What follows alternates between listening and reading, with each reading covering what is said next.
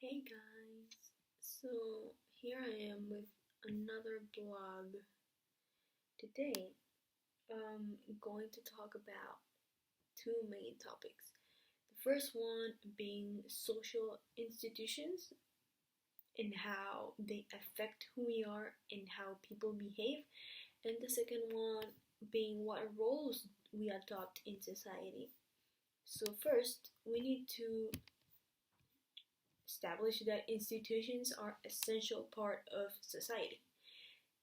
Just think about it. Police stations, schools, hospitals, marriage, businesses like Walmart or Tesco are all part of the community.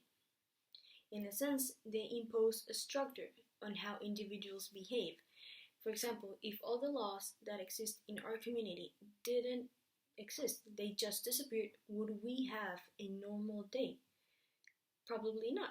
People would be speeding down the streets, um, just passing by their neighborhood, and perhaps a stranger will be sleeping on my living room couch.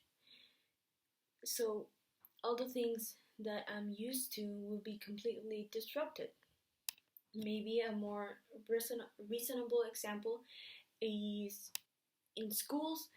A new rule will be that on Fridays, children do not get to go to school.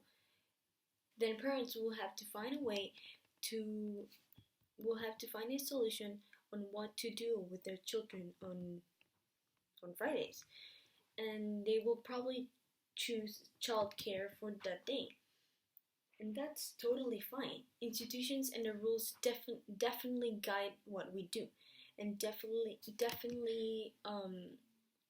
affect who we are. But in general, individuals are reliant on the institutions and on the institutions in their community. But let me ask you something. Do institutions really need individuals?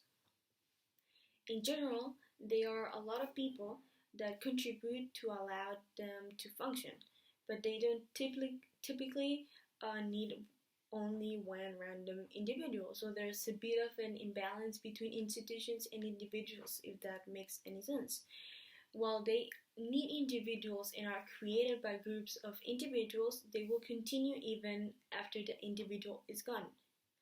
The concept of institution may seem like a daunting idea, but try thinking of them as just a form of fulfilling needs, human needs. Institution meets the needs of society by filling expected roles and behaviors. For example, in order for a society to continue, it needs people year after year after year, and the family institution makes sure that there will be people to carry on the next generations. We know society needs a way to keep people healthy, so that's why we have medical institutions. And society even needs a way to encourage innovation and progress. So that's why we have education. That's why we have universities. So this leads us to the real question of what roles do we adopt in society, and the roles we adopt in society depend on what institutions we rely on. For example, if we are in a marriage, let's say like a traditional role of being married, we know that men will take the lead of going out, doing a job, and bringing money back to their home, while the woman will be the one taking care of children, doing home stuff, the laundry and clothes and food, making food, etc. And that's what the role will be for each other, depending on the institution. But if we are talking about school, the director takes the role of being the leader, takes the role of leading all the children and their parents. So it really depends on what institution we are talking about, the role that would be taken. Each of these Each of those parts of society continues on without regard to any individual.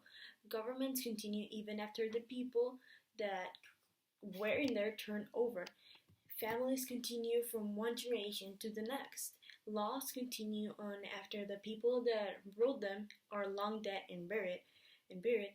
Hospitals, schools, businesses, all the institutions continue past the time span of any individual.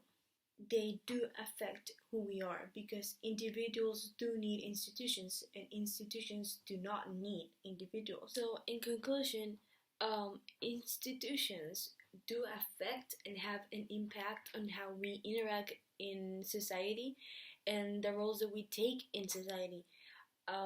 Since we rely on different institutions, we make different decisions and we take different roles depending on which institution we rely on.